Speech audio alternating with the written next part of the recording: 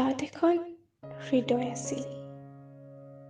আছিল এখন মৰমৰ নদী আৰু এজনী কণমানি মৰম লগা চৰাই।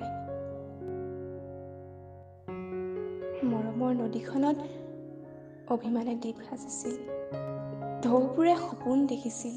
চৰাইজনীয়ে ভাল লগাবোৰক লৈ ভালপোৱাৰ বাহ সাজিছিল।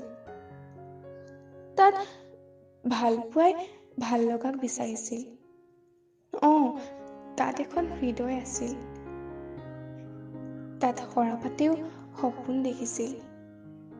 আকাশে ডাৱৰৰ কথা কৈছিল, ডাৱৰে বৰষুণৰ, আৰু বৰষুণে ভালপোৱাৰ। তাত বতাহে আকাশৰ গান গাইছিল।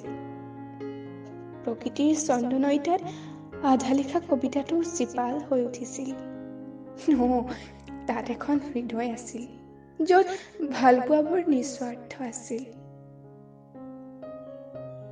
এদিন হৃদয়ত গ্ৰহণ লাগিল।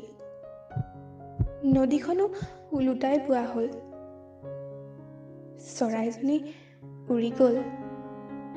ভালপোৱাৰ বাঁহটোও ভাগি থাকিল। বতাহে আকাশৰ বাতৰি নিদিয়া হ'ল।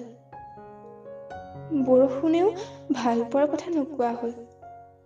এতিয়া তাত ভালপোৱাই ভালপোৱা বিচাৰি কন্দা হ'ল।